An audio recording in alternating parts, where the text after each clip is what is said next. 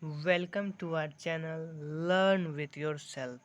So here what we are learning Maha series of electricity. So today's lecture is just upon current. What is current?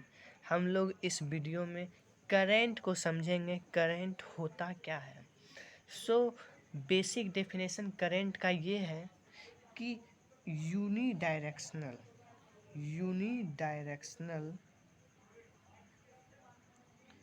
Flow of matter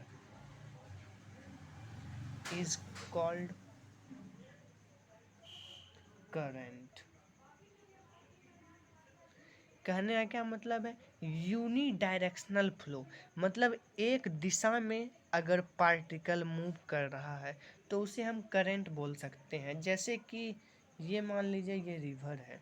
river में water क्या होता है? एक fix direction में, ये unidirectional में उसका water क्या कर रहा है? मूव करता है। तो यहाँ पे भी करंट है, तो इस करंट को हम लोग बोलते हैं वाटर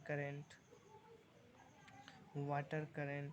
उसी तरह एयर में भी पार्टिकल सब एक फिक्स डायरेक्शन में मूव करता है, तो हम लोग इसको एयर करंट बोलते हैं। एयर करंट का एग्जांपल विंड होता है। और just the same concept is in electricity. Electricity में भी यही सेम कंसेप्ट है। इलेक्ट्रिसिटी में क्या है? वायर है। वायर में क्या है? इलेक्ट्रॉन्स है, वैलेंस इलेक्ट्रॉन्स हैं। चूँकि वायर मेटल से मिलके बना हुआ है और हम लोग जानते भी हैं कि मेटल में वैलेंस इलेक्ट्रॉन प्रेजेंट होता है और वही वैलेंस इलेक्ट्रॉन फ्लो करता है और इसी फ्लो को हम लोग बोलते हैं electric current. Okay, so what is current? Unidirectional flow of matter is called current. When the water is flowing in a fixed direction, we call it as water current, and when the air particle flow in a fixed direction, we call it as current. And the same in wire, when the electron move in a fixed direction, we call it as electric current. Electric current. So what is electric current? Unidirectional flow of electrons in a wire or in a circuit।